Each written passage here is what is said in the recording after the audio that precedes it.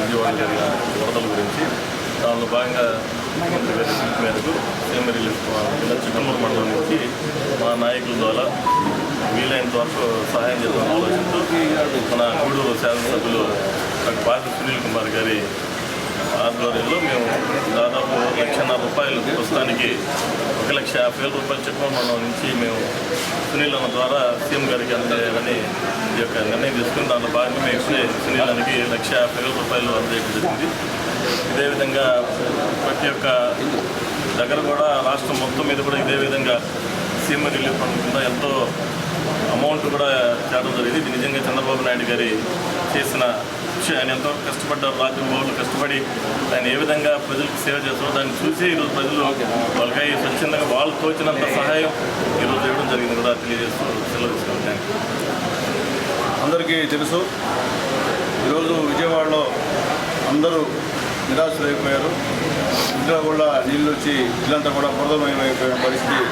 వాళ్ళకి అన్నం తినేదానికి అన్నం కూడా 2-3 రోజులు దొరకనటువంటి పరిస్థితి.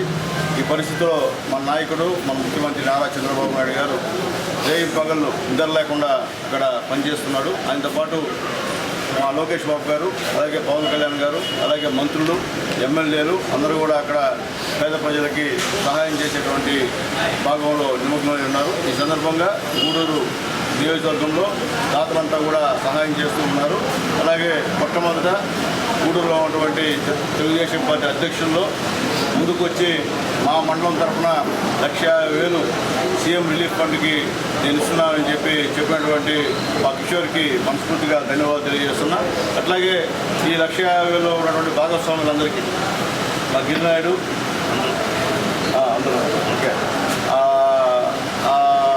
చిట్టమూరు మండలం నాయకులందరూ కూడా పేరు పేరున ధన్యవాదాలు తెలియజేస్తూ ఇదే స్ఫూర్తి తీసుకొని పార్టీ అధ్యక్షులు ఊరికే ఉత్సవ విగ్రహాలలాగా ఉండకుండా దయచేసి ఇది మన బాధ్యత. మన నాయకుడు రాత్రి పగలాడు పనిచేస్తున్నాడు. ఇప్పుడు వచ్చి ఎంతసేపుడికి మనం వినాయక చవితి ఉత్సవాలు ఇంకో ఉత్సవాలు అనేటువంటి పరిస్థితికి రికమెండేషన్లు వస్తున్నారయ్యా. అది కాదు ముఖ్యం. ఆ వినాయక చవితికి ఇచ్చే డబ్బులు ఆడ మనం ఇస్తే ఒక 50 మందికో 100 మందికో ఉపయోగపడేటువంటి పరిస్థితి. కాబట్టి దయచేసి నాయకులు కూడా ఆలోచించండి.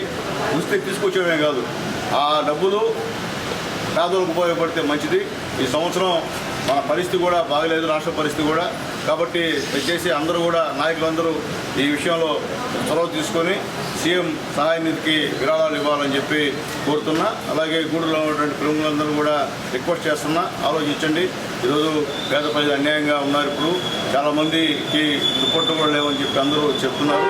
ఆ విషయం కూడా మేమందరం కూడా వాళ్ళకి ఏం కావాలో కూడా ఇచ్చేదానికి కూడా మేము విజయవాడ వెళ్తున్నాము.